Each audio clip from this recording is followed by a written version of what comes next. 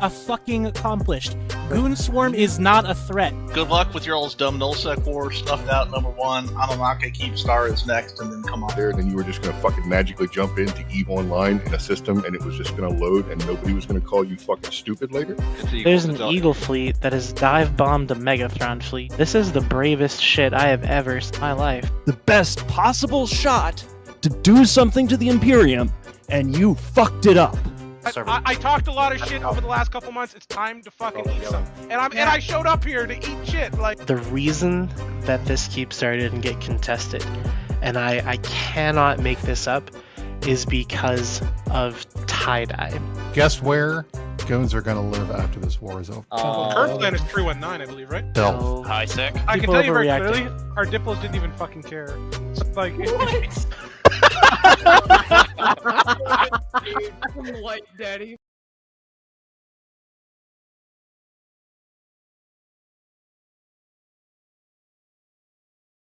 No, just kidding. Yeah, I am doing that on purpose. On your I'm own, sorry. and that was some absolute bullshit, Phantomite. That was disgusting. You're an asshole. The voice of Redline there, who insists that he's not here and not doing any microphone today, unable to obviously Not what keep I himself said. away. I just said I wasn't gonna be Alright. on camera. There's already 6 of you. Christ. Six So of many us. You people know here what? today for Sunday. It's certainly is the highest number of candidates we've ever put into one single show, and that's because we did three again, and there was always a little bit room. We'll put a fourth person in as well, and you know what? It's definitely going to be the most perfect set of CSM candidate chats that we've done yet. Right. Let's go around the room. Obviously, today we have with us Redline, who insists he's not here. We have Luke, who is appearing on camera, who is making his ponytail absolutely perfect in this moment. We have fellow co-host the Puce Moose, who is also a candidate in the CSM race, and we also have 4 new faces. One of these faces, of course, not actually appearing on the stream, but you do need to know that young YP2 is here. Say hello, Puke. Hello, thanks for having me. There you go. There's the evidence at the bottom of the screen there that Puke is indeed here. He feels too ugly for the camera at the moment, but that's just his. A little problem. bit He's gonna shy have to work today. it out. Now, we do have some faces that have joined us before, and we do have a couple of faces who this is the first time to join us. First of all, we are welcoming Sawdeth Turnius. Hello, welcome. Hello. This is your first time running for CSM, isn't it? If I remember correctly. It sure is. Marvelous, excellent. Well, people in a moment will get to hear what your deal is, what you would like to bring to that role. We also have with us today, we have Kshal on, previous CSM member, advocating in the past for new players, communities, and anything else that she can sink her teeth into with that one there. How are you doing today? I'm doing pretty well. Thank you for having me. Excellent, excellent. We also have with us Itaer. Now, Itaer, this isn't your first time running as well. No, you are back again, and you are looking to assist. Let me get this right. If my memory serves me correctly, you are looking to advocate for the biggest blocks in the game. You want full super capital warfare. Everything else is irrelevant, right? Anything less than 5,000-10,000 people in local, I just don't want to hear about it. Thank you. Hey, I tell you what. Why don't we start with you? Do you want to tell us what you're looking to campaign for this season? Yeah, absolutely. So, like Phantomite said, I'm Itaer. I am actually not interested in 5,000 or 10,000 people fights. I'm an advocate for the small gang community. And so this year, like last year, there's a couple things that I think are important. And genuinely, mostly, I think it's important that the small gang community have an advocate on CSM. Over the last year, we've seen some really good changes for small gang. We've also seen some really poor changes for small gang. And you get the feeling that some like wormholes, they're kind of the left out of the normal development process. But I think that because they provide sort of a a halo experience for other players and high skill expression being introduced into their gameplay, they do represent a really important niche in the EVE community, and I think that that needs to be recognized and advocated for. Brilliant. Thank you very much. I think that's something interesting there. Changes that you feel may have harmed the small gang cause this year. I think I'll definitely pick that up, and we'll come back to have a chat about that. Kshal, you are not only running for CSM this year, but you are also running it's one-on-one interviews with as many people as you can get a hand on. So how many people have you managed to interview so far? So far, there's been 11, and I think I have about 6 or 7 more lined up. Marvelous. Who's coming up next? I'm going to be interviewing, I believe, tomorrow night, Mike Azariah, and then I have Young Puke coming up on Wednesday, and Guard as well on Wednesday night. Okay. So I guess that, by sort of, being here with conversation that includes Puke today, you're going to be able to give him perhaps a more customized interview when he says something, regretful or silly today that you can quiz him on later. Absolutely. Yeah. Excellent. Sawdeth, now, I think that something that we can all see on the stream is the cap that you're wearing. Now, if I remember correctly from your thread, that leads quite strongly into one of the things you want to focus on this year. That is correct. And you read it correctly. Yeah. Yeah. Excellent. So, what do you think you'd like to try and achieve if you manage to get a CSM spot this year? Well, if that were to happen, I'd like to see some slight changes to planetary interaction, for example. Yeah. I like to see other people's colonies at some point down the line. Well, of course, Vanguard's a beautiful opportunity for that, given that it takes place, largely on planets. Maybe that's some kind of interaction that the CCP will benefit from that kind of experience with. Excellent. Puke, current member of the CSM, Young Puke 2. How are you today? I'm doing swell. How about you?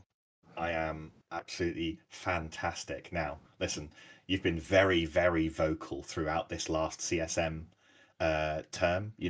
I think that a lot of people probably agree that one of the most vocal and communicative CSMs that we've ever seen on this one here. What do you hope to do for the sequel? What's going to be fresh? What's going to be different? I think continuously improving. I think there's 3 things. One is continuously, obviously, iterating on issues. Redliner, close your ears, related to projection. I think that's a continuously discussion. I didn't bring this up. You didn't bring it up. There you go. I think we just get it out of the way, Luke. You can't tell me to close just my get it out of ears. the way.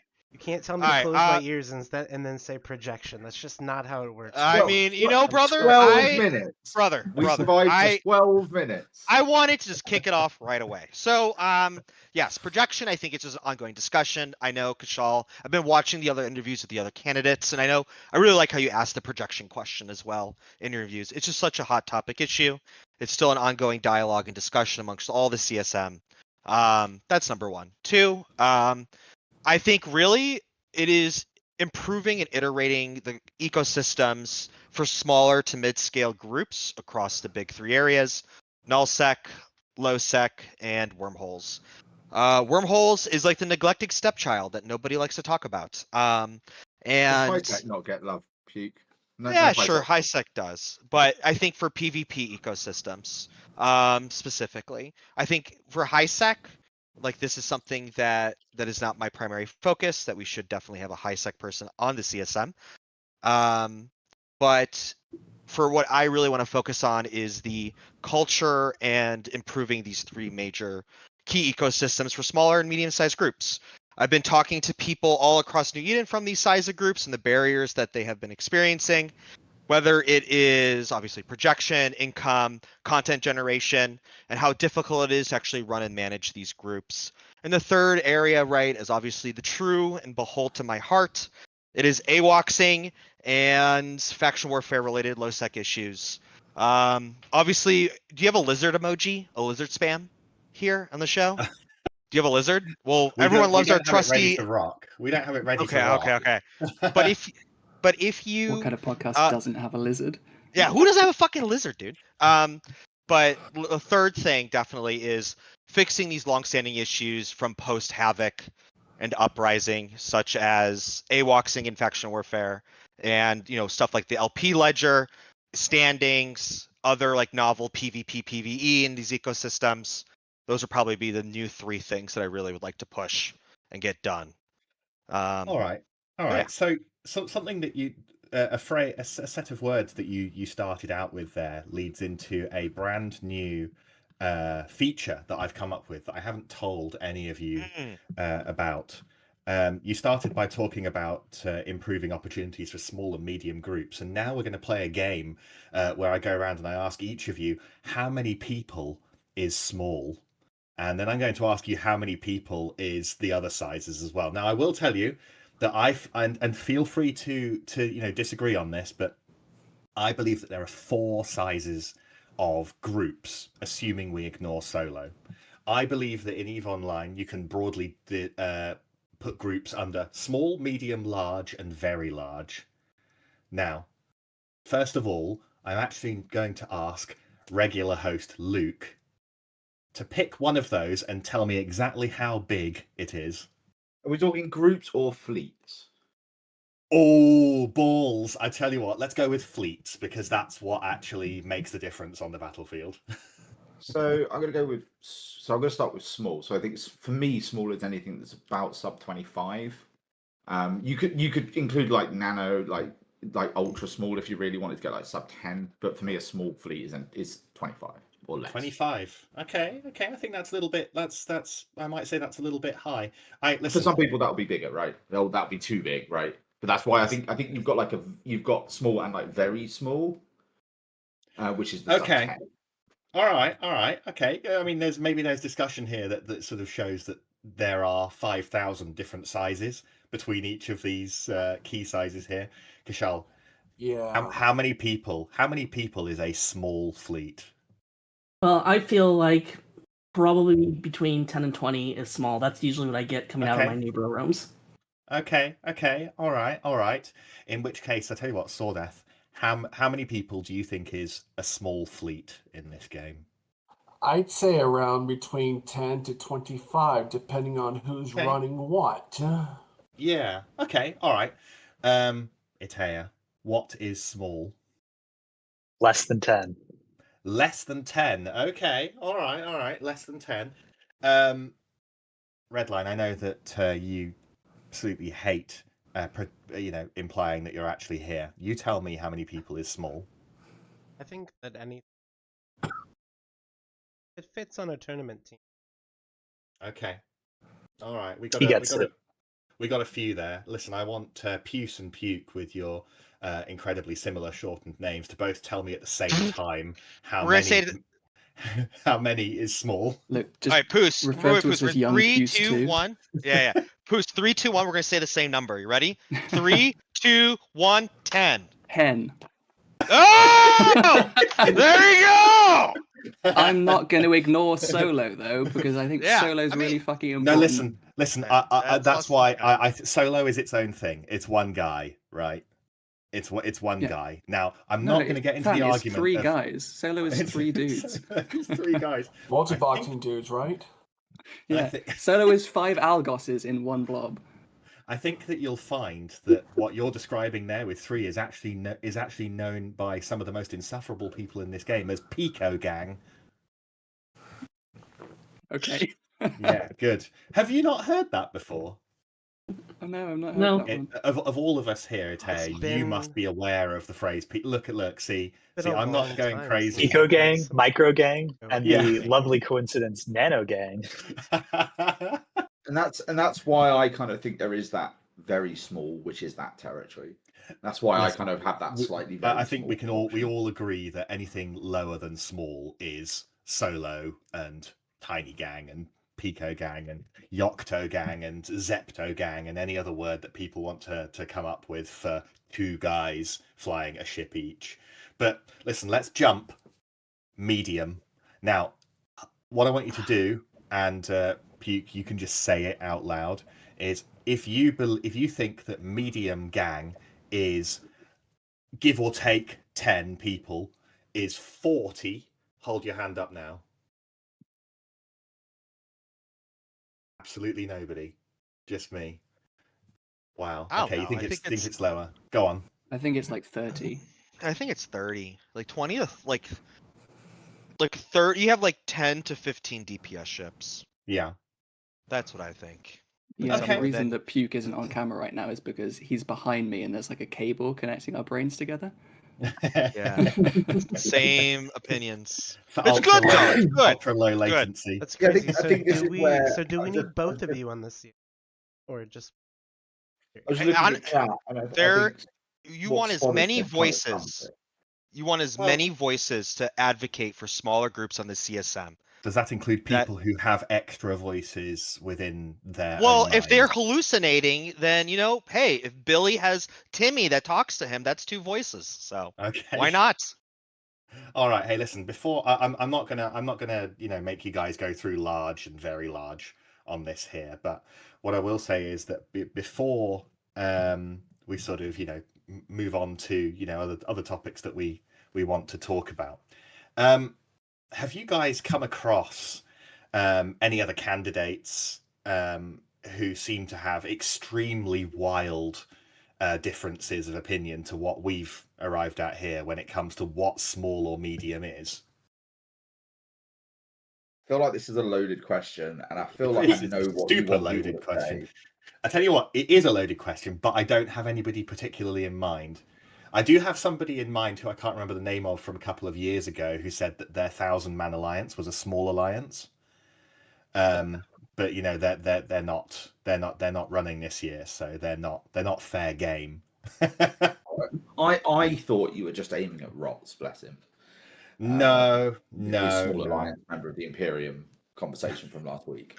Or like Hyper Viper that says his title was, what was it? Advocating for smaller groups on his forum title. I think that's what it is. That dude is a freaking weirdo. Sounds about right. That's a weird guy, Hyper Viper. Just so everyone knows, I don't know. don't vote for him. Even if your alliance tells you to under penalty of death, just die. Wow. Good grief. Right, well, In the incredible. game, that 0 to is. 70. Yeah, Just exactly. to die. Redline 2025. Yeah. Hey, maybe Redline's running next year. Maybe that's going to be his tagline. It might not be very. It might not be. No, that would be a it goes terrible down very well. tagline for the CSM. It's just that there are so many better people to vote for. Sentient rock, or a worm. You know what I mean? The ship or the worm from wormholes? No, like a wiggly guy. Like an earthworm. All right, listen. Let's talk about EVE Online. Let's talk about our platforms, right? Now, I'm gonna go to each of the candidates, except of course Puce, because you guys, you already know what he's about. Listen, feel free to chime in, but we got guys here, we got people here who, are looking to get a bit of time explaining themselves, explaining what on earth they're trying to do here. Now, I'm just here to listen and look lovingly into Puke's eyes, really. Go on. Now, it's a little bit unfair for me to come to any of you first, but I'm going to come to you first, Kshal. Listen, if it doesn't have to be your most important topic, it can be if you like, but I know, and hopefully the viewers know, that while a CSM position is not a game design position, we all have things that we want to change in the game, and this is going to be the rest of you as well, so you get unfair notice on this. I'm coming to you first, Kshal. So can you pick something out that you think you would really like to advocate to change in this game? Yeah, so this year I got into Faction Warfare, where EVE Rookies is starting to run bi-weekly Faction Warfare enlisted fleets, PvP, And I also have, within Eve Rookies, Rabbit Rebellion, which is a Grista's Corp. And Faction Warfare is supposed to be one of the easiest things to get into, but a lot of players that are coming through Eve Rookies don't even know how to enlist. So they're coming from the career missions, they're coming from the God, what's it called? The space program thing where you're fulfilling all the stuff, and they don't know how to get into it. I would love to see a bridge going from when they get into the game to the Faction Warfare front lines, and explain how to do it, how to enlist, and generally just get involved. I think that's the easiest way into PvP, especially now that I've experienced it. And I actually had to have someone explain to me how to enlist because I didn't know where to go. Yeah. Well, I tell you what, faction warfare, obviously, it's something that you basically entirely engage with in low sec. Now, to clarify, I think that this is a good thing. Do you think would you agree that this is kind of getting people into that is throwing them in at the deep end? A little bit, but that's kind of Eve, is jumping into the deep end.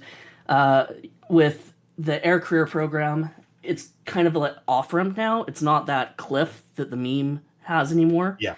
So, just getting them into that is going to, slowly get them into it. So it's not really like the deep end. It's more of a, boat ramp now. Okay. I mean, especially given that they get some, albeit simulated, but they get some combat experience. This is how you fly your ship. This is what you exploding looks like. That kind of thing. So they might know what to expect. You're taking part in faction warfare. Do you think there are any aspects of faction warfare at the moment that could be somewhat insurmountable for a brand new player? Militia chat. Anyone who takes a look at militia chat is going to say this is an inhospitable space and just leave. A matter of fact, when we got in there with the Rabbit Rebellion, we were in a plex. We accidentally got into a plex by a fellow Grista, and since we were flying worms, because of course Eve Rookies isn't a brand new corporation or group or anything, so we're up flying worms, and seriously, the whole entire Grista's militia chat was telling us to leave, die, and all these other horrible things instead of engaging us, asking us who we are, researching. And yeah, if I was a brand new player coming into that, I'd be like, why am I even here? And probably go find something else to do. Or a different game to play. That too. Yeah. And this is a bit of conjecture by me here, but I get the feeling that a lot of you are going to agree. Do you reckon that this is that kind of an attitude is heavily to do with just how much of a farm fest, particularly pirate faction warfare is, and the kind of attitudes it breeds with the members? Yes, absolutely. It's a get off my land kind of thing. Like, they want all of the income, right? So if you show up with a group trying to have fun, they're going to be mad at you. Okay. Yeah, it's like they always say, your ego is not your amigo or your friend. Yeah, I mean, it is kind of a limited resource in a way. Not just pirate faction warfare, but faction warfare generally. There are a finite number of plexes and systems that are farmable at any one moment. I know that particularly in regular Empire faction warfare, then there's plenty for everyone at the moment. You can always go somewhere else and find somewhere with some empty plexes to run, even if it's not the best. But pirate faction warfare, a lot more concentrated, a lot more tightly focused on a few systems.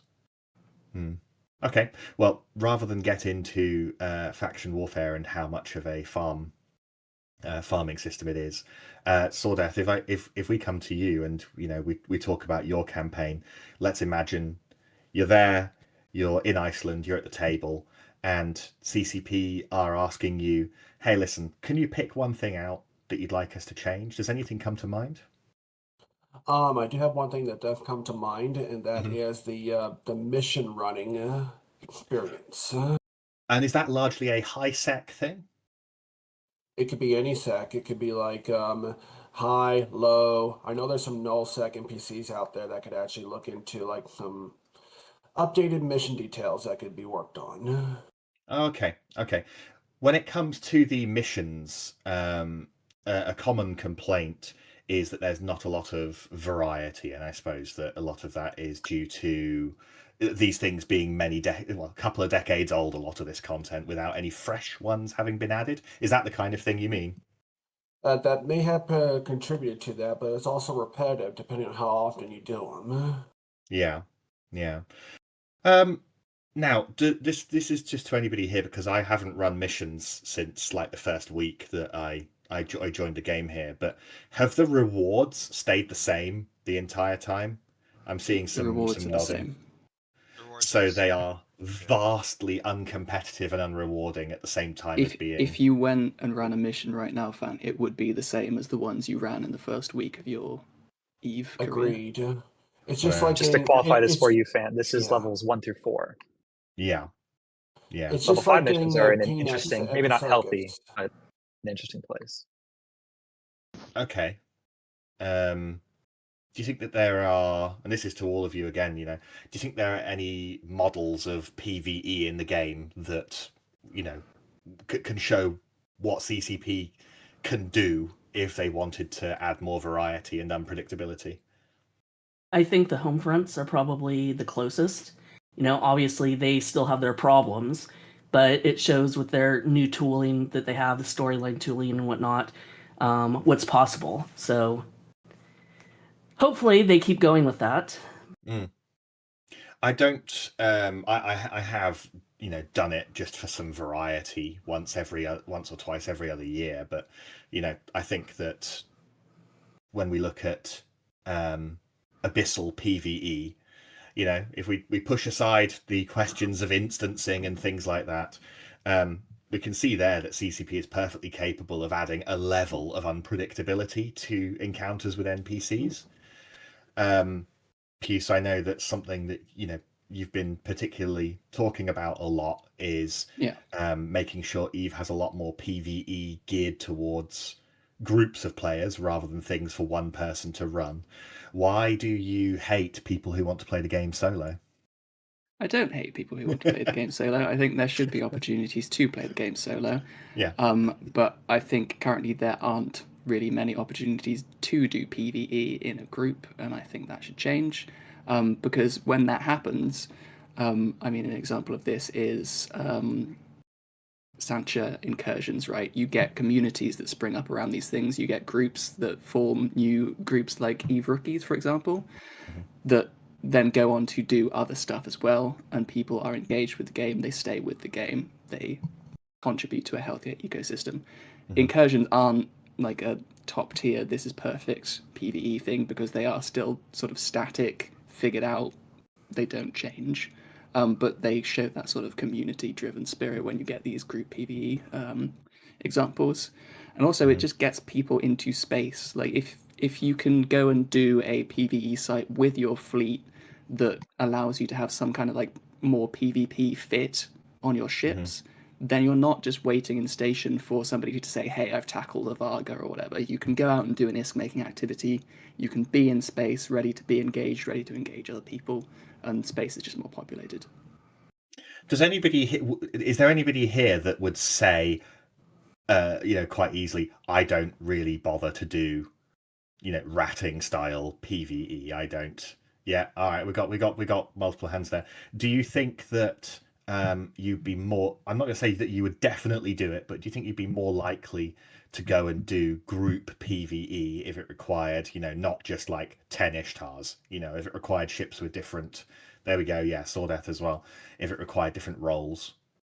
Okay. Yeah. Do you know what? I think I would as well. Yeah. I mean, in PvP, I like to be out in a gang that has tackle, it has DPS, it has logi, and if we could translate that to some ISK earning opportunity to be in a, varied, coherent fleet, then I'd be more inclined to be out in space doing that. Between looking for PvP. Go on, yeah. Yeah, especially if you look at, let's say, like non-faction warfare low-sec systems, like that's like prime opportunity to place like these 5-6 person sites. Then you have small groups, which I will say are like under 100 characters, 200 characters, and their corporation alliance starts springing up again. So right now, as I call it, like these regions like Iridia, Solitude, Conid are just graveyards of Metanoxes. There's no life left. They're absolutely dead. And if we put these PvE, PvP sites, then smaller groups that maybe want to come out of high sec. Maybe they don't want to go to faction warfare low sec because it's too busy and it's too hostile. But maybe quieter regions and then try to spread their wings that way. Then you have fleets of 5-6 people that are undocked actually playing the game that isn't over like objective timer based content, which I think everybody in this room maybe agrees or not, but I find it just it's the only real content that we're having these days is big set piece fights, but like battlefields and ice heists or fighting over home fronts or FOBs. That's a lot of opportunity there to really create then something smaller scale for these smaller groups to actually undock and do stuff over. So Like risk versus reward, and compared to participation versus consequences. I agree with you on that one. Okay. yeah, because like I just think like where do like I've been asking this question like name me like 4 or 5 new alliances that have been created in the past year, and But do people you can name me think? 2. I mean, why limit it? Do, Why do you, couldn't this hold be on. for everybody? Yeah. Do you think Yeah, that yeah, yeah. that's because there's not enough content available in LoSec? Yes, I believe that there's oversaturation in certain key areas in LoSec, specifically Metropolis and Hymatar. That is where everything else. If you take a frigate, explore Solitude, it is dead. If you go to Iridia, it is dead. If you go to Molten Heath, it's dead. And you have all these regions. Even I would argue NPC regions, like let's say like what's it called? Great Wildlands. You know, Great Wildlands or Syndicate or Venal or Venal. Those are the big 3 that I always think about. There used to be a lot of small life that used to live there. You used to have a lot of alliances that used to live in those areas. But now in 2025, where are those groups? They're either in blocks because they can't make money, or they've joined the big low sec blobs. So there's really, or they went into wormholes. But there's no like there's opportunity there. I feel like to cultivate that space and get high sec players down there, get former low sec players that went to null over there, and get more people that want to create new corporations and alliances. Give them space to grow. Puke, while you know while you're commenting on this, how about we come to you next? Can you give us a change that you're going to definitely sit down at a computer in Iceland and code into the game yourself as soon as you get the chance? I think we have a wonderful opportunity at our doorstep right now, which is fixing the FOBs in LoSec. I mean, that is a fantastic site. Right now it's scaled to 40 people at 30 mil, but like a simple change could be maximize the size for 5 to 6 people, max the payout a little bit more, and then you have a small gank site that spawns all over LoSec, right? And that's something, oh, hey, an FOB is here. Hey, buddy, do you want to go run that with me? Oh, that's great. Here, and it doesn't have to pay like a Pochman site that makes it broken. But let's say it's like 100 million ISK or something, or 75 million ISK for 5 people or something like that. And that is something, a really good change that could happen that would really help small groups. And it gives them, and also that'd be one of the very few sites in LoSec that then corporations, this is a financial mind coming through, that could use ISK taxation on, right? If it pays most income in LoSec right now for alliance and corporation wealth generation is LP. And this would open a new area for then ISK related taxing for smaller groups. So maybe these buy their first Vexor fleet, buy their first ENI fleet or something. Here's a question, Puke, and pre-apology for putting the screws to you, particularly on some specifics, but how do you stop this site, for example, from just being blitzable with just a handful of caps if this is going to be something for as low as 5 people? I don't think you even need a handful of caps for a fob, do you? You can't, because like there's a DPS cap. Yeah. The DPS cap, whilst it slows it down, you can still. I'm pretty sure somebody has shown that you can just blitz it with a carrier, right? I don't think you can. We've used it with anti-cap dreads, and it doesn't go faster. There's like a damage cap, because now we figured it out. The way that we've been running it is 3 Lashaks and 2 Guardians when we have to run them because they shoot our Metanoxes. But love to double check if I'm wrong. Yeah, that's a Ravelin just said it. 3 Lashaks or 1 Baba Yoga. Yeah. So like that's like the min-max way, but like that's not then like 3 anti-cap dreads who are active tanked that are doing it. The people that I spoke to, like they found the best ways to do 3 Lashaks and like 2-3 other ships, and that's perfect because you get pointed in the site, as you were saying, Phantomite. You get tackled, you get webbed, you have rats attacking you, you can get dropped on. It's not dead space. There's a center of risk. I think, and the sites spawn all over, so people would actually roam with Sinos all over space again and start hunting each other as well. So I think it'd be a net gain in content. Of course, now I haven't run one of these. I'm guessing that at least half of the room here will know the answer to this. Is this, even if it is ungated, is this dead space or is this open Sinoable space? Open space. Open space. Open space. Now, I will say, if you're going to make it be, runnable with 5, 6, 7 people, it encourages you to bring, some Logi and some potentially pricey battleships. And it tackles you and holds you down. Is this not just ideal to just repeatedly get hot dropped on every time you visit it? True, but if you run it then in the quiet regions of Losac, where you don't have groups like Big AB and Snuff in immediate direct range, then those groups have space and room to run the sites and grow. They spawn everywhere, and sometimes, for example, I'm in a system. I was just passing a system. There's 3 in one system, so like you and your group could spend an hour and a half running these sites, and like I don't know, what's a famous Poitot or something. That Poitot is a spawn NPC null. Yeah. But what's a famous system in Solitude? Whatever a system in Solitude is. A famous system in Solitude. That's Agaloris. That's my favorite Solitude system. I mean, you could have made that up as far as I. Yeah, true. Nobody would know. But yeah, very oxymoron. Yeah. But like an Agaloris, and then you're quiet. Maybe a Sino walks past, or something. But I think it would spread groups out. I'm guessing the reason for Fant's question. I'm guessing here. You can tell me if I'm right or wrong. The open space versus dead space for new groups debate is always an interesting one, right? Because if it becomes hot drop central, then even new groups won't run it, right? And that's kind of where the whole dead space open space argument starts to play out. Yeah, I mean, there's the challenge, right? We have a situation in faction warfare which has created an incredible dynamic, which Nullsec obviously gets a taste of with ESS, where, for example, let's make up a group off the top. Let's say Drekar Alliance from the trailers are endlessly, turbo ganking, hot dropping anything they can get their Sinos onto. You would find that in faction warfare space, right on Drekar Alliance's doorstep, you could still get killed by them inside dead space, but it requires that they actually go and get some tackle rather than decloak and push a button.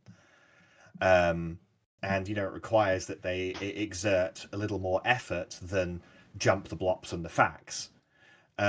Would this not be, open up content across like multiple times more areas if this was moved to a dead space grid, even if it was an open and ungated? I think I'm biased. I'm gonna announce my bias, but that I think we need to, for sites like these, it's great having opportunities to have them in dead space, but I think we need to get newer players and players getting used to fighting on higher, riskier grids for PvE, PvP. I think having every single system being dead space fosters a certain Of course, culture. getting just turbo dropped by smart bombing blocks doesn't really teach new players anything except I can't do this content. Yes, but they can do it then in space that is relatively more safer in low sec, that is not in the range of Rakapas or Turner. That's how these sites spawn. Yeah, but I think the argument there, and actually I'm kind of torn on this whole debate, right? Let's be clear. I think the problem is, though, if you're talking about the new players don't know about Rakapas or Snuff or any of these groups. Or Turner at all, huh? Or Turner. Like, they don't know how. But then you learn when you get hot dropped, fair enough. Yeah. But once you get hot drop, you learn. You're like, oh, hey, how did these guys get me? That's just part of the learning curve of the game. Oh, yeah, but if great, you're tackled down by the rats, then there's nothing to really learn. You'll be tackled the next time as well. That they just decloak and light the Sino. But yeah, sure. But then you'll see that, okay, sure, I'm getting tackled in these sites, but I'm running these sites in a different location. I'm not getting hot dropped on. Wow, it is therefore safer that I can run these sites elsewhere, not in where I'm getting dropped on or seeing tons of people around. I think you just use reason to like think, oh wow, look at this area is better. I actually agree with you, Puke. I think the challenge is that I don't think the new player will, and actually I'm going to look to Kshal to give a view on this, obviously, because it's something you know really well. I don't think the average new player is going to go, okay, let me now bring up this map. I'm going to look where the nearest kills are. I'm going to look where. I don't think that's the day one experience when they try and do that. It's going to be. It's just going to be, oh, I've just been dumpstered by some group called Snuffed Out. I don't know where to go. I don't know any of this, right? So there how is do a you sign distinct lack of information in the game about what just happened to me. Where it was, if you put that work in, you go and you see what killed you. Oh, it's a Redeemer. How does a Redeemer work? Open up the Eve Uni page. Oh, I got hot dropped. But are most people going to do that when they've just been absolutely bodied by somebody and it feels really bad? I'd be interested in what Kashal's view is on this one, as no doubt she gets a lot of new players and probably has similar experiences. We used to run fobs in Eve Rookies quite a bit until the multi-boxers pushed us out and we just didn't want to deal with them. But our meta, when we went out and did it, was Lashax and Icky Tersha. If you go and you look on the internet right now, that is still the suggested doctrine, and there's been nothing about moving to low sec yet. So any new groups coming out and new players, and you're not going to get day one players doing this. It's going to be probably 3 month, 6 month old that are going to go out and try it. Yeah. They're going to go and get some very expensive Lashax and Icky Tersha, and they're just going to lose them to whoever comes and drops on them. So yeah, there definitely needs to be some work done. I'm not sure about open versus dead space on those, but definitely there needs to be, some information on what should be taken out now. I mean, if that's then a concern, right? Like, then change the spawns to only spawn the FOBs in non-faction warfare areas where these groups are not always there. And then I think that I want to lay out an alternative here to this entire debate, right? I don't think it's too much to ask of groups who are going to bring a big blob of a hot drop. I don't think it's too much to ask that they send a tackle ship in through a gate or just warp it to the open dead space grid, get them to point and have 0.1 AU away the Pilgrim decloak and light so that the blops have to warp in, because there's a bit of play in both directions there. The people on the inside can have that panic moment but have something to try and peel the tackle off and get ready to warp out. It doesn't stop in any way people from being blobbed, and that's extremely important because getting blobbed in EVE Online and the ability to blob is core to the sandbox functioning. But it does ask the incoming gank squad to put a little bit more effort in, and that gives the people on the inside a bit of counterplay to attempt to deal with. To be honest, it works great for incursions. We can see them coming and react when they come through that gate. Okay. I think fundamentally I'm a fan of Dead Space because it's a different way of limiting the P word that I'm not going to say, right? That's fundamentally what this discussion is about when you actually look at it, right? So I think that there are places where this is appropriate. I think PvE is one of them. I think faction warfare iHub grids one of them, right? I think this is a powerful tool that has a lot of good applicability. You would put one thing Dead Space on iHub grids on Fac War? I think it has merit. Even if it's an open, even if it's ungated. Open, yeah. Not gated. One thing I would really like to ask CCP is whether it's possible to have dead space in regards to no sinos, but still be able to warp on grid, because there is a lot of skill expression in being able to warp around on a grid, and those two things don't seem to be enmeshed to me in how That's a really good idea. works. That's a good point. Yeah, I think I am then the vocal minority. I have to disagree. I think Dead Space, you need to have ways for people then to use capitals get dropped on. There's plenty of other sites already where like warping the cap in and then going and tackling it with a scepter as you bring the rest of your squad in and warp them to it. Yes, but I think then for other sites, you already have those Dead Space sites already existing.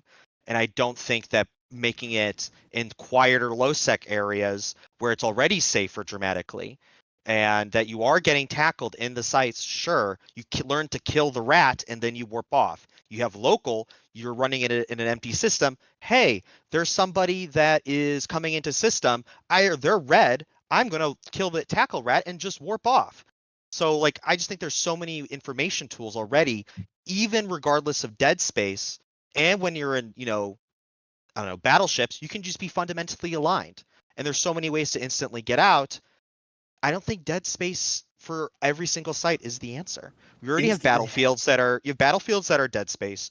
You have ice heights that are Dead Space. You have plexes that are Dead Space. You have Crimson Harvest sites that are Dead Space. You have all these sites that are Dead Space. Make high-risk sites where people can get dropped on, we get dropped on, you drop on them, you learn the high-risk area, and you get rewarded for it.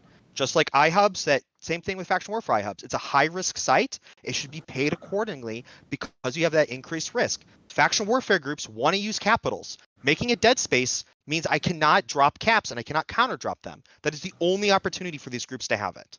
That is a step backwards. Do you not think that smaller Faction Warfare groups would use their capitals if they could, owning the system, warp them onto grid and fight with them, and then not expect to have you asked them? Get hot dropped? I've talked to some Faction Warfare groups about Dead Spacing iHub grid, and there seems to be a decent amount of agreement that it might. I think there is much disagreement. There would be much different agreement because warping caps onto grid is awful. And guess what? If I warp a hard red onto grid, I can just sino in 40 blops. What Snuff is going to do off grid, warp it in, tackle it, and it's still dead. So I want to be able to learn how to escalate against these bigger groups. And if you look at the faction warfare ecosystem in Metropolis and Heimatar, there's been plenty of dread brawls that have occurred on iHub grids because Minmatar Fleet Alliance, Dirt and Glitter, all these other low-sec alliance groups put a dread on the iHub, and they're waiting for that Sino escalation to happen. Putting a Dead Space grid kills that content. It is a step backwards. Okay. Hey, listen, I don't want to mute this conversation, so feel free to bring it up again later, even in this show here. But I would like to ask Itaer if you have something in particular you'd like to pick that you would ask CCP to change. Yeah, I mean, like you mentioned before, I'm sure we all have long lists of aspirational content. And I think this is after when I first started hearing these questions, not here, but generally, I'm like, this is not really a fair question to ask a CSM because, of course, they're not game developers, right? But I've actually wrapped back around because, we have no idea what CCP is going to talk to us about until we sign that NDA. And so I think asking people what they, would support gives an idea of, what they can encourage CCP to do. So I think that the conversations we're having here today are great, and they're fundamentally about small group income and the dreaded P word, right? And personally, I think that one of the area of space that is the purest expression of EVE is wormhole space, right? And it has those things. It has small group PvE. It's old, hasn't iterated on in a long time, but that's what that was intended to be, and it's very, very limited projection. And I think we can learn a lot from wormhole space. So I don't have a specific pitch, although I'm sure I could pick one if you really wanted me to, but I think we need to look at how small groups get their income and how you can allow them to grow without being stifled, right? Because I think wormhole space is very, very successful in that regard. Yeah, that's something that's quite different. Wormhole space, of course, isn't without its own forms of blue donut, and of course. It's far from perfect. I think it just has a lot of lessons to teach us. Yeah. Now, if we're going to sort of take lessons from wormhole space when it comes to smaller group income opportunities, obviously, this stuff is going into space. That is gated and comparatively unlimited in its movements and predictability. Can you think of, and indeed, anybody else, feel free to chime in on this. Can you think of any ways that you can design PvE to, if not favor small groups, at least put small groups on equal footing with large groups that may just blitz the content in large numbers? I think there's two main replies to that. Sorry, Sawdeth. We've seen really innovative PvE from CCP recently. Far from perfect, of course, but like Kshal mentioned, that the home fronts are really interesting. And I also think something people haven't mentioned is the two Drifter events we had in the last year with the Hives and with the Zarzak PvE as well. Those were very interesting types of PvE. And in terms of favoring small groups, the way that wormholes work essentially is you can see that the enemy's coming briefly, and you have a chance to ping your friends to get some reinforcements or to try to disengage, which sort of mimics the way that a dead space grid works in the K-space, right? This is all converging similar, again, isn't it? Yeah. Yeah, But, besides the old difficult sleeper rats and like high class wormholes like C5 or C6s, or the observatory flashpoints in Pockfin, for example, I don't think difficult ratchet is strictly the answer for an unbalanced risk versus reward thing, but there should be other options available, just to balance out the playing field when it comes to earning ISK from all these rats. Mm-hmm. Mm-hmm. Does anybody here sort of this is going to be a bit of a sideways question, right? Can you guys think of any aspects of PvE that in the last few years that seem to have been introduced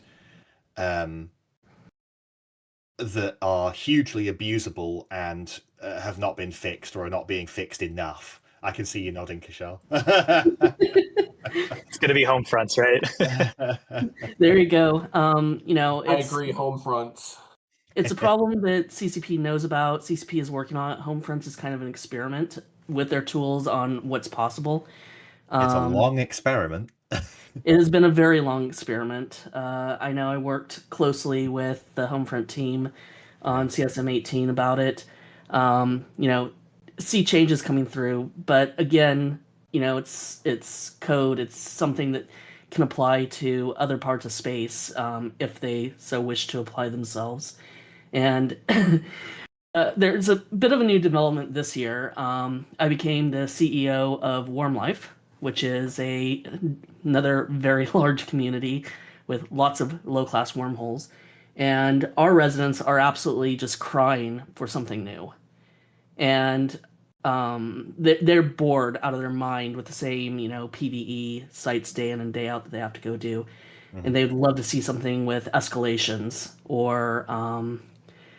okay. That's not something that's come up before, but yeah, okay.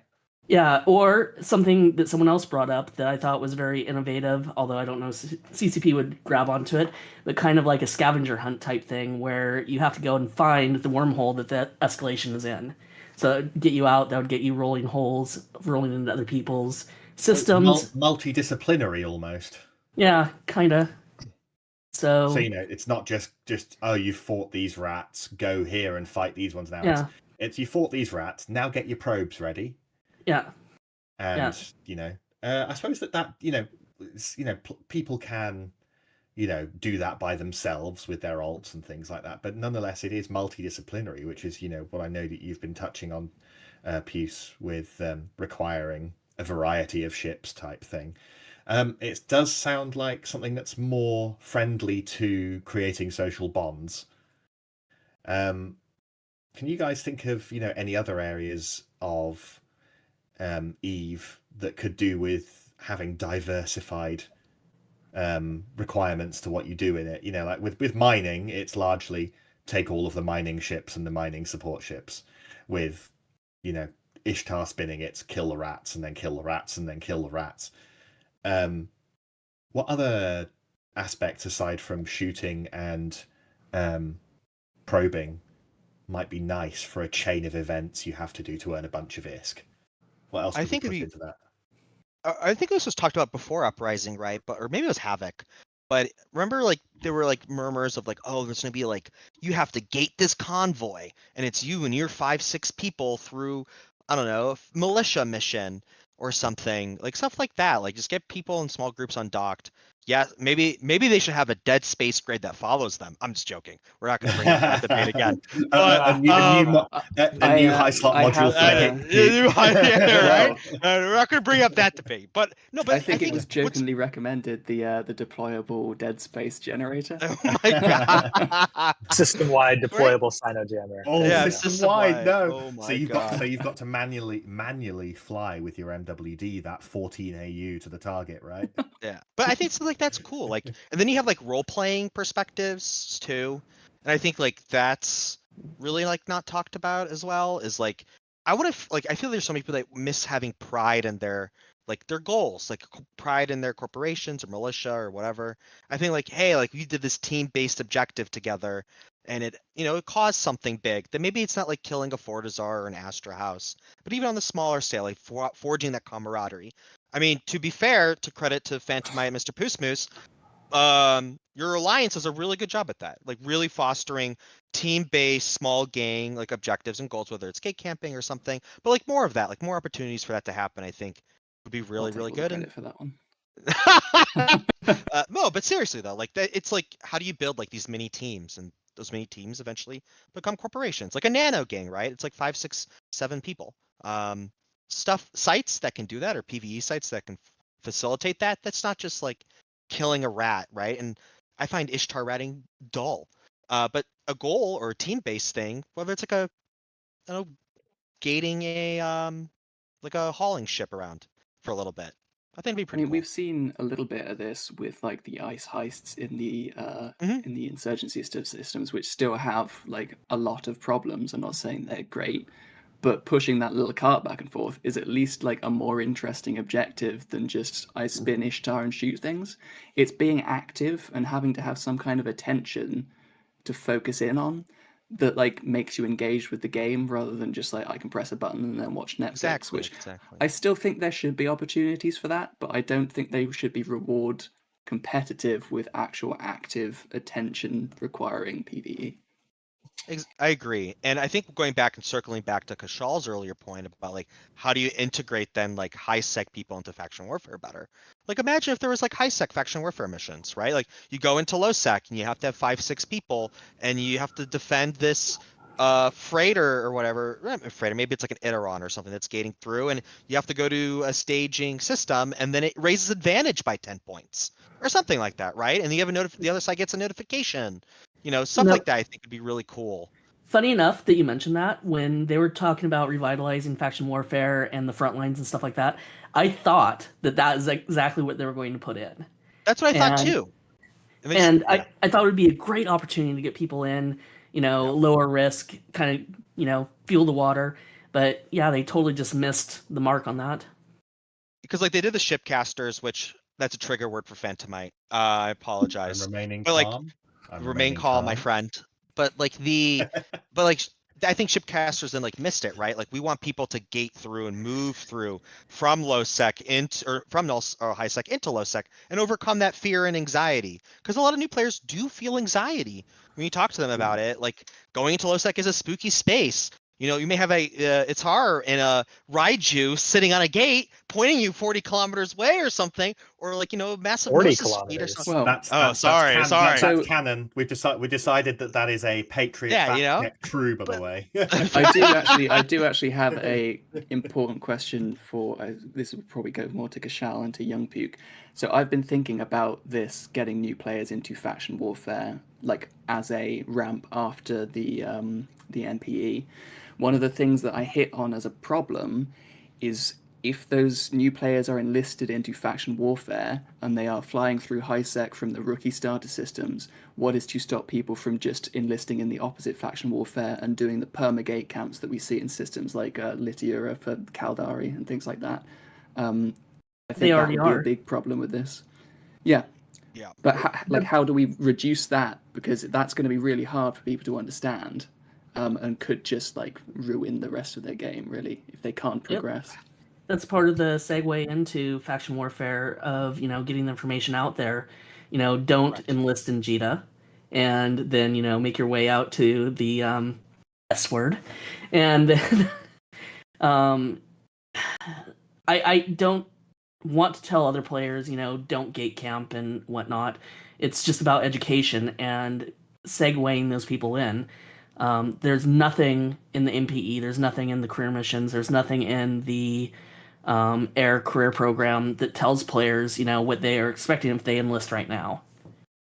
So it's just a matter of, getting it into that experience so they know that, hey, there's going to be gate camps, don't fly gate to gate and use your D-scan. And, D-scan is a whole nother issue that I've been on a soapbox on for a long time. So I'll just be quiet now. Hey, you know So, what? Kshal- You bring up D-scan, particularly during like the Alliance tournament, we see CCP showing little diagrams of, little animations describing tracking and explosion radius and other aspects of your piloting out in space. And I believe that at some stage CCP has had an animation showing how D-scan works.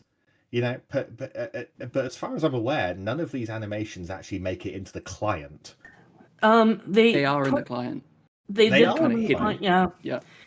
Yeah. I want to think that in the new career missions UI that they put out, you can see a video, but sometimes it's broken. Oh, Well, and there's more than that as well. If you start a brand new character and you press V, it will open the map, it will show your D-scan cone, and it will pulse the cone.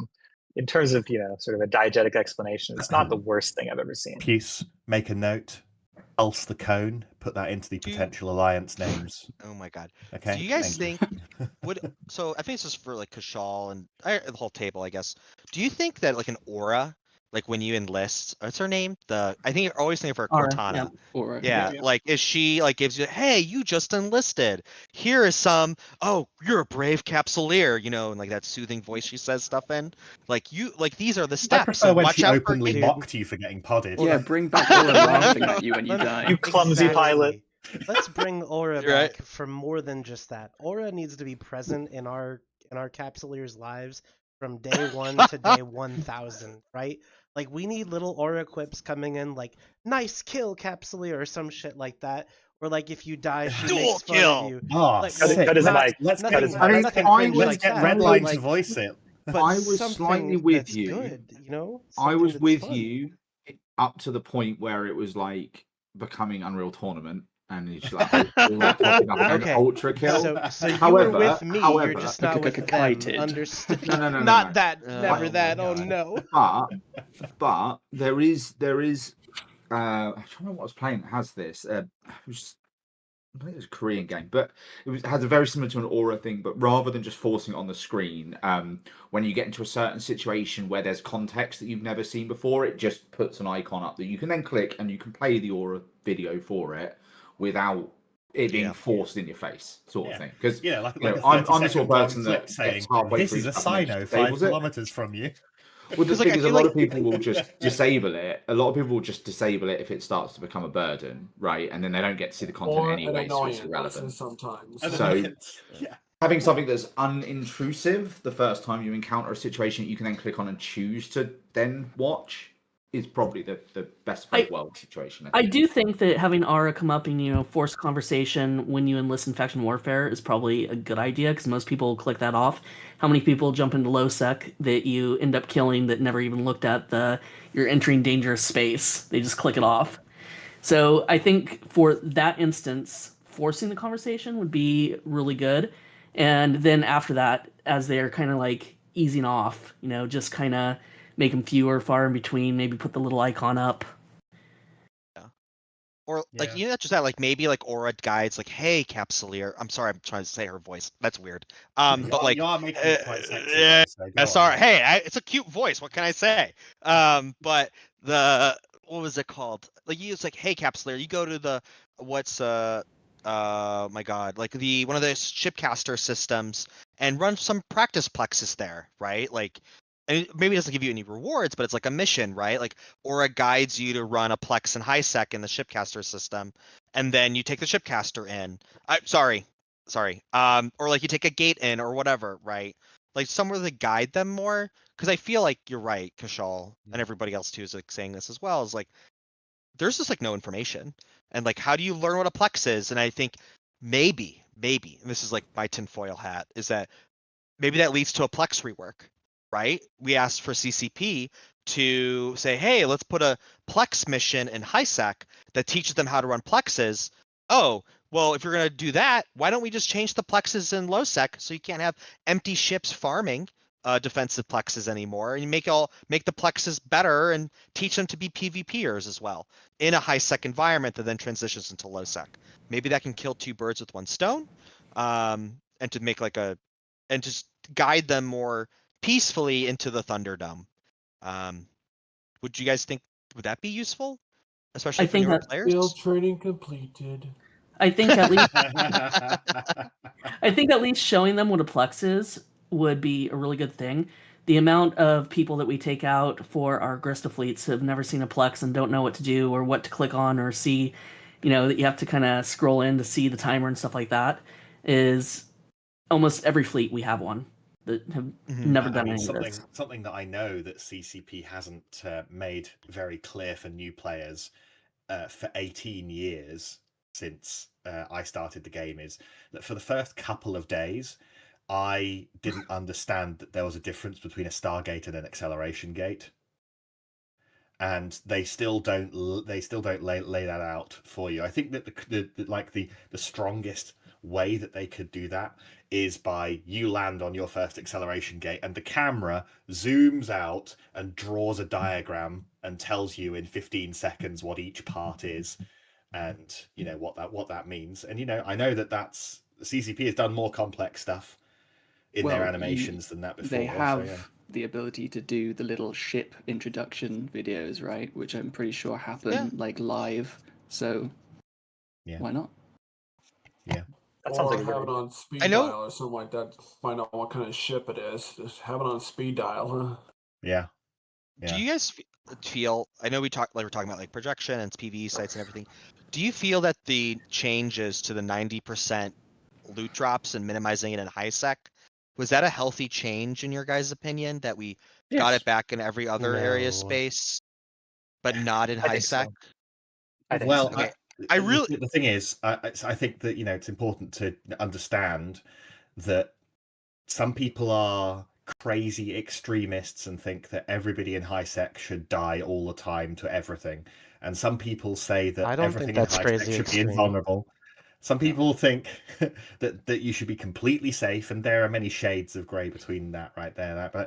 But the loot drop being 50% roll on each stack is a very delicate balancing lever to make to set the bar for what people will and won't suicide gank. And 90% means that it is not just more profitable, it's ultra more profitable to suicide gank more and more cheaper cargo ships, because you know that you're going to get a lot more out of it. If it had been 90% in HiSec as well, like it has been in the past, then that place would become borderline unlivable for people who are just trying to play very casually. I mean, I assume CCP has the stats on how many like T1 haulers and things get turbo ganked during the 90% drop, and I assume there was a reason behind the change to remove it completely. I think they overreacted with that, and thank you, Puke, for representing everybody on CSM and getting it back in low sec, because it is great. But yeah, I agree that it probably shouldn't be in high sec. Kshal, I saw that. I know you... Sorry, go ahead. I'm gonna jump in. I don't mind having. I Go ahead, Sawdeth. Yep. And I'll ask my question. I don't mind having it all in low sec though, the 90% drop thing, but let's be serious about this. No place in any sec is safe anywhere in New Eden. I mean, go on. No, I mean, no, you're absolutely right. I don't think that there's any healthy situation in which people can be invulnerable in this game, and I know that conversation leads on to abyssals and filamenting and cloaking and so many different aspects. But I guess those are topics. Say no to instance PvP. say no to And instance PvP. No, Say no to arenas, all instancing. epistles, all instances that are out of the sandbox are just Such a baby. I do want to shout out the Reddit I thread think that I about want the person to who's been die. popping abyssal traces though. I don't know if you guys have seen that. Somebody was Oh, going tell around us, HiSec tell us. opening abyssal traces so that the gankers were warping to them and waiting, but the guy hadn't entered the abyss there, so it's just loads of traces everywhere, and somebody made a salty thread on Reddit about it. I think that is beautiful emergent gameplay right there.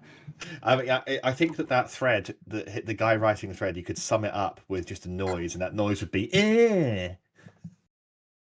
Nah, it deserves the chef kiss of New Eden. All right. I have a question. It's very important. It might be a little lengthy, so you have to forgive me. But I've heard a couple of you talk about like making a bridge from high sec to low sec. But I wonder, do you consider low sec to be like the end game content where you only bridge to, or would you also want to create bridges elsewhere, like to wormholes and to nullsec? Why did you have to be so close to the mic for this particular question? Because I wanted to make sure that it was heard. So, Well, actually, so yeah, go ahead, Kshal. I'd be really curious to hear what you think.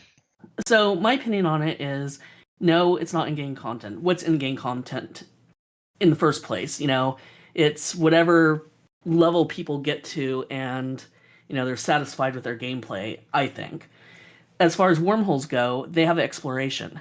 So in the career missions, you get exploration, and then this is what usually engages people. This is what in the Eve Discord, we have people pushing people towards. So it's already kind of taken care of itself. But after someone goes and experiences time in LowSec, they get to know the residents. Maybe goons or horde or whatnot have their LowSec groups. They start talking to them, communicate. Then they go out into nullsec to experience that. So it's kind of a progression from there. I think that LowSec is more of a starting place than it is in-game. For some people it is in-game, because they really like, the pirate lifestyle and the faction warfare and whatnot. But for a lot of people that I talk to and within Eve Rookies, it's kind of like a jumping pad. They just jump off of it into the next thing. Go on, Nick. I always get confused when people go end game. Like Eve doesn't have an end game. It's a sandbox. It's kind of the point. Like the end game is the game that you are currently enjoying playing, but inevitably you will get bored and then go find a new end game somewhere else. Right? Lots of people go to low sec, then go to null, then go to wormhole, or go to null, then go to low sec. Like it's a sandbox. It's the point. And I think the end game term is actually really unhelpful because it drives a behavior of, I need to go and do this because this is end game, right? And it's not. It also sets an end to you playing the game. When I say end game, I don't mean like when you say end game, you mean the content that I'm doing once you've kind of leveled up, skilled up, right? So that would be if you're gonna be a crabber, a miner, a PvP hound, whatever you're gonna do, that's your. So I'm just curious if you saw LowSec as a place where someone could play their entire Eve and be based there, if there would be enough stuff to in those. Because I've never really played in LowSec. I've been in nullsec the entire time I've played. I would say if you look at the people in this room, like I think, for example, like Phantomite and I are good examples. Like we've been Phantom's been in low sec for like over a decade, about the same. I think it's as Eve gets iterated upon, the novelty remains in these regions. So like if something is stagnant, and that's what's seeing happening in wormholes. Wormholes hasn't been updated, and so the content and ecosystem has been relatively the same. But LowSec has had a lot of iteration, and with that iteration, it remains fresh, it remains novel. And I think that's like, I agree with Luke. Like, I don't think there's such thing as an end game. I just think that your path is your path that you choose, and if you find your home, that's your home. Like, for example, a good member of Poos Moose's and Phantomite's alliance, Hoff Winchester, right? He attempted to go to nullsec, and he tried that lifestyle. He really didn't like it. It wasn't a fit for him. Why do And I as imagine low it as- like Pee Wee Herman? right, Winchester right, but goes like, to nullsec. yeah, Hoff Winchester goes to nullsec, right? But like, he had an experience, and he didn't have the best experience or whatever. That's fine. It's not a fit for him. And so I don't think like it's an end game. It's like, where do you fit in currently? Maybe you're a younger guy and you just want to slam Punishers around for the end of your life, and then you get older and you want to go and join Fraternity and Empire build, right? Like, I just think it's a unhelpful like paradigm to sort of think through, versus like the individual player and their wants and wishes. So Yeah, and I think because this is the thing, right? Like if you're the if you like mining, then you're likely to jump around lots of different bits of space and try different things out, right? If you're very much of the PvE perspective, you are probably going to jump around different parts of space pretty frequently because you will get bored of the content in a given part of space. I mean, Eve's thing is still the community, so it's about finding the community that you want to play with and the style of content that community is playing with, whether that's low or wormholes or null. exactly. That is my follow-up. Stealing my thunder, all of it, every single. I mean, it's just the Because answer to the original question of endgame, and there's no endgame. It's the community that you want to be with, right? It's the reason this game has lasted so long. All about the community. So, Go on, question. what was the wording of your follow-up question going to be? I don't remember now. I lost it. Okay. This is Hey, what listen. happens. This is why when I have a question, I have to ask it, as I'll forget it. But it's all right. It means it wasn't. So, what we're going to do now is we're going to go around. We'll give people opportunity to talk about what kind of Eve they would hope to be able to see in a year, and why you're the right person for people to vote for, because ultimately all of you guys, you are here, and it is a fact of life that you are telling the people watching, please vote for me. That's this is what a campaign entails. So there's no shame in that. This is what this is for. So Itaer, if I give you the chance to go first, what do you hope Eve might be like after an Itaer term, and why are you the right guy? So, one thing that I think actually has been really successful over the last year, and talking to Young Puke and Drake Idun specifically, I know that there's been a lot of CSM involvement with this, is CCP's iteration and their explanation of changes. Now, of course, far from perfect, lots of work to do, but compared to previous years, I think it's made a huge stride. And so I'd like to see that improve. I'd like to have to give CCP the understanding that this is really appreciated, right? Talking to players about why you're doing things, regularly iterating on things is really important. I think we in the last year, for example, the Cenotaph, right, would have been quicker in my opinion, but we did see, it's been looked at. Hopefully it will be looked at a little bit more. They're releasing new ships and they're iterating on them quickly. I want that to be more of a thing. And I would like, if possible, to see a commitment to that, right? To them, hey, listen, we're releasing this new thing. In 3 months, we are going to look at it, right? I think a lot of the time there's this era of well, it's probably good enough and things don't get tweaked. I think tweaks can be really, really impactful. So I'd like to see more small iterations. Okay, yeah, I think that we'd all love to see that, and you're the right guy for this, right? There's a correct answer. It's a one-word answer. Communication with CCP is really, really important to me. I can give you an example, right? So when they nerfed skyhooks last year, this was hugely impactful to small gang in particular, right? Because it was a huge small gang content magnet, and it was deleted from the game because of other considerations. And so, I went to FanFest, I talked to CCP, I talked to Puke, I talked to Drake, and those conversations resulted in iteration to skyhooks, where now you have future visibility times and you have double the rating window, which has really improved the ability of small gangs to use these to create content. And as usual, I think there's more work to do, but that kind of feedback is super important to me. So yes, I think I am the right kind of person to spearhead those changes. Thank you. Sawdeth. Let's imagine you get your chance. A year passes. What do you hope will have been accomplished during then, and why are you the right guy for it? Well, if I'm the right guy here for CSM 20, I'm speaking through my honesty though, which I love to bring to the community. Yeah, which if given the chance, because running for CSM for the first time is courage in itself, and I would like to give excellence to the community that would like to see the new player experience. Just get the new bros a little bit more help. Let's just say that, and all I'm asking for is a chance, and hope it works out. Yeah, no, hey, listen, well, thank you for wanting to do that kind of help.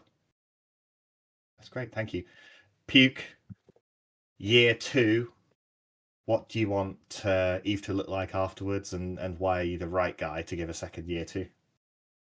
I think this past year has demonstrated that CCP has the capability to iterate on multiple areas of space at once. We got stuff done for wormholes, nullsec, lowsec, and even NPC null. I think continuously of this iteration and continue to maintain a progress of improving these ecosystems, increasing content availability, making people have the ability to form their own alliances and corporations and foster their own stories. That is the big vision, and creating opportunities for that and eliminating barriers is my goal. I've been doing this now for 3 years. The first 2 years was really focused on faction warfare and lowsec. Even not on the CSM, getting changes through, pushing for these changes, and now on the CSM. And I think to tie it together, you have a lot of really good candidates here. And there's a lot of people that are very, very passionate at this table right now for their respective areas of space. You have 10 slots on your ballot. Support them. If they didn't, the people that are here care. If they didn't care, they wouldn't put their faces on the screen, right? And you should really support them as much as you can. Show up, ask them questions, and help them. Because as I personally endorsed, many of these people here, and many people are running for the first time, like good Sawdeth himself. These are people that really care for the game. They're putting in the time and effort, and they should be very much recognized that as well. And that's the beautiful part of it, is that we work together as a team. And these changes come through when we come together, we agree, and we push it together. It's never a one-man show. And so I really look forward to the opportunities potentially working with all of you and being able to be a successful CSM 20. And just to troll, just to note, Puke is the one person who didn't put his face on the camera, so apparently doesn't care. Yeah, see, someone caught it. Somebody caught the self-deprecation joke. So thank you. Yeah, that was the joke. It was the joke. Thank you. Yeah, so good job, guys. It was very well done. Kshal, a second year of Kshal. What kind of things do you think to be better afterwards, and why are you the right person for it?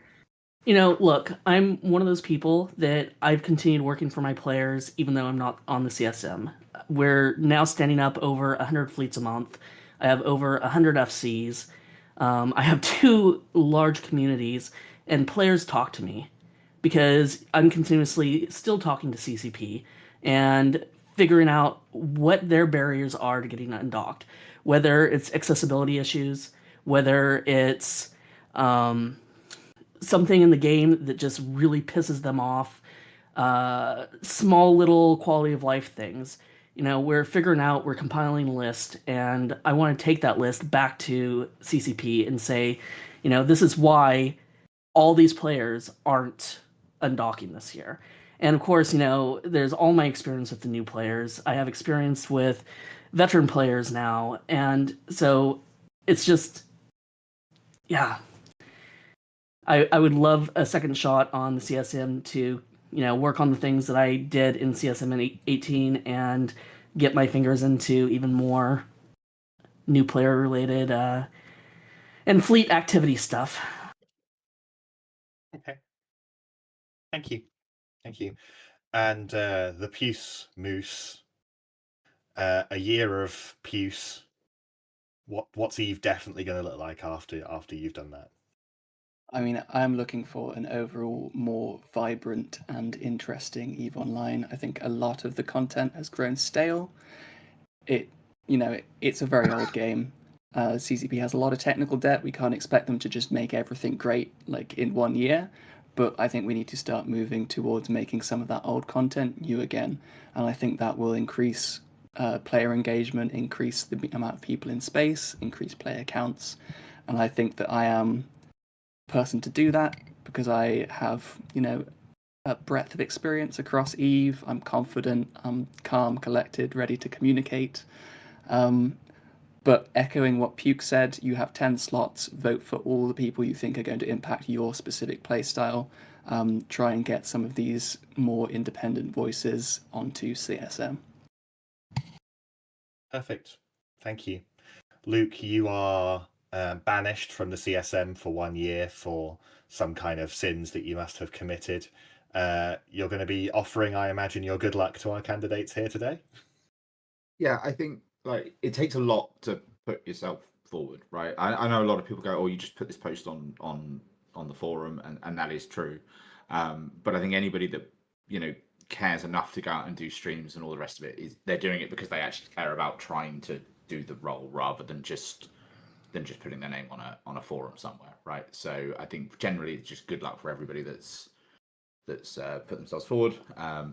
I think everybody here already knows what the CSM is for, so I'm not gonna say anything specific this week because I don't think anybody's gone. I'm going to go and demand CCP do this, which is perfect. But yes, good luck to everyone. When's voting start again? 2 weeks? 1 week? 27th of October. Oh, so we've got a couple of weeks still. So. Not long. You see, All because right. I'm not campaigning, I've lost track of dates. All right. Well, thank you. We've got Itaer, we've got Sawdeth, we've got Puke, we've got Kshal, we've got Puce. All of our candidates here today have a thread up on the forums where you can interact with them, learn more about their platforms, and also a big thank you and a handover to Redline for running our show today. We love you. Is that what I was doing? Yes. Sorry, just so that people get a peek behind the curtain, there is when I start the wind down, I poke Redline to let him know that we're on the wind down. I tell you what, he almost never reads it. I got a new phone today, right? Because soon they're gonna be like a lot more expensive for a reason I'm not gonna talk about. But yep. I've been sitting here trying to make my icons, the icon thing that I want He's them to been do. playing with his new toy the entire Playing time. with my new toy, but I do want to mention, right? So you guys have talked a lot A about big thanks to all those generous folks at the Samsung Corporation. actually a Google Pixel 10 Pro. So thanks, Got a Google. skill issue. Also, we're gonna go hang out with Rain. I don't know if you guys know her or not, but she's a pretty cool cat. One of my good friends. Doing some charity streaming. So if you enjoy that, feel free to throw some money that way. And we'll see you next week for another beautiful episode of Untethered, I suppose. Is that gonna happen, right? Of course it is. Perfect. Okay, so now then everyone waves to the camera. We all say bye. And then Bye, everybody. Bye. I click the raid now button and we're gone. You got to keep waving until it ends.